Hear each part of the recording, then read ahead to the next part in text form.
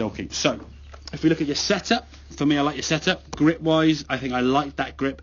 For me, that looks comfortable to you. And yeah, it is. We'll have a couple of shots with some longer clubs. If we can keep that same grip for every club in the bag, that for me is a far better way to play golf than have, here's my wedge grip, here's my 7-iron grip, here's my you're all over the place. Yeah, definitely. And you'll never really know when you're playing 1 or 10, and you'll get stuck between 3 or 4 different I've done it a few days. And then when the ball goes left, is it the wrong grip? And you keep changing the grip from shot to shot. Thinking about too much. It's military golf, isn't it, okay? Part of the reason why you struggle with the shorter shots, as we said, left down one here now, as you see as you go back, this to me is basically just a full swing. Yeah, it is. Big load up on the left, on the right side there, swinging back. Now on the way down, you're trying to reduce the power by either keeping your head down or stopping or tensing with the arms, okay, or any sort of things. As you come into impact now, everything sort of stops now with the top half.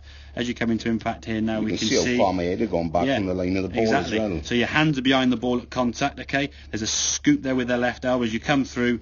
As you said, Mr. Chicken Wing, a bit scoopy, okay, and you're adding loft to the golf ball, very flat-footed, okay, and then it sort of kind of comes through a bit at the end. Yeah. What we want to try and do, especially on these shorter shots, and in some ways to sort of transcend through your longer game, the feeling of almost less back, more through, okay? So this backswing now felt to you about there, didn't it? Yeah.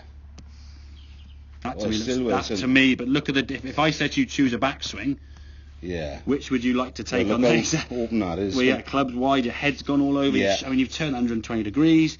Now, you were hitting this ball about 80, 90 yards with that, and that was going the same distance. Yeah. So with less effort, but more energy and a more efficient swing. And it was so much less on the way down as well, where you're trying to force that. And as you start moving now, we're coming to impact, you can see the point of contact here now. Yeah, it's a lot closer to where it needs to be. Everything now is more in line, you see, yeah? Whereas this one, as you come into the impact here at the golf ball, hands look where your hands are in relation. Scoop behind there. If I go back here, go back to the frame there, impact. There you go. Look where your hands are there. Your hands are by your right pocket. Yeah. Look where your hands are there. Then between the middle and legs again, where they need to be. In theory, they should be a little bit more. This way I'd like to see, but I wouldn't expect to go from there. Would you do that with de-lofting, or would that be more rotation? It's just more chest and torso rotation and movement to that left side, okay? But as you swing through here now, there's not so much. It's still a bit chicken wingy, but not as much chicken wingy. But I think once you understand that left arm can just fold and release through there, as you should do, that elbow will start staying down. Yeah. Look how much bend there. I mean, that left arm there's close. It's not quite, almost 60 degrees, 70 degrees of bend there with that left arm. So as you then come through in now, that's going to be exaggerated even still further. And that scoop there. So you're trying to reduce the power.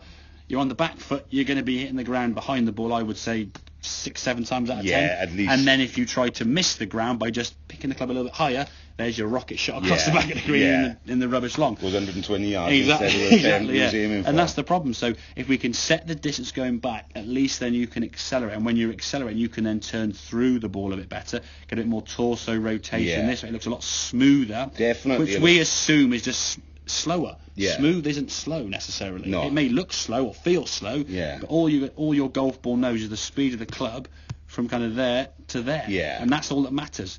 Okay, if we can improve that area down here, and obviously you're getting more compression with that, and exactly. We're thinking more. You see that where it's like 70 to 80 you had a couple of shots almost in the roof. Yeah. Now, okay, they're with a lob wedge and stuff, but they're going straight up in the air. You hit the ball so bloody hard sometimes, and if you're in the ground behind the ball, then you're stuck between the sort of guessing game all the time. That felt so much nicer and more comfortable. But I would say that kind of method there is going to be okay for your long game. I think in your long game, your shoulders would go a little bit further there, and the club will get there somewhere. Yeah. The only reason you're never going to really get the club towards a horizontal position correctly is because the size of your chest and shoulders, you can't get your left arm across your chest without moving your shoulders. Okay? It'll come out about 45, 50 and it degrees. hurts as well when it gets to a certain... So the way you then try and manufacture a backswing is by turning your shoulders 110 degrees.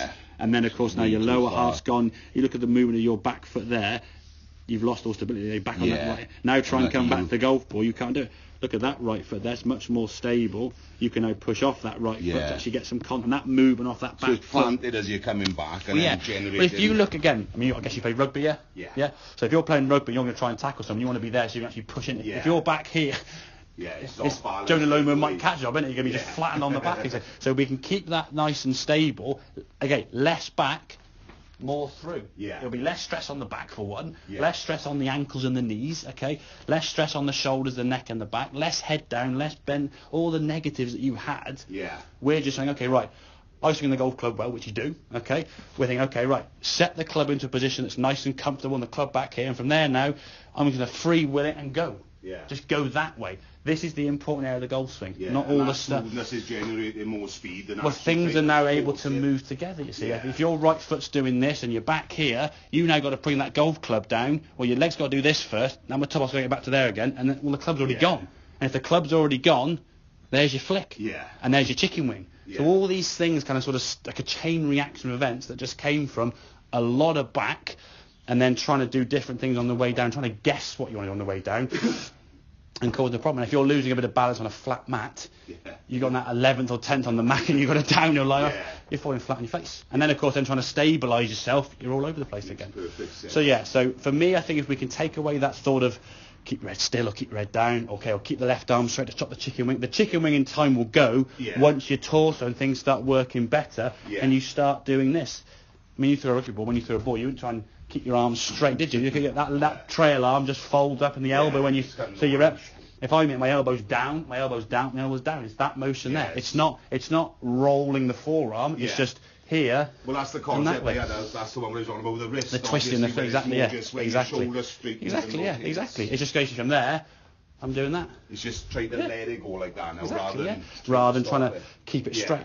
Because all these things that we're trying to do are going to restrict that golf swing, and you're going to end up in a position where you're going to be hitting the ground behind the ball, or with a long game in that big old slot. Yeah, definitely. Well, I'll start working on that. Does that make sense? Yeah. Definitely. Good stuff.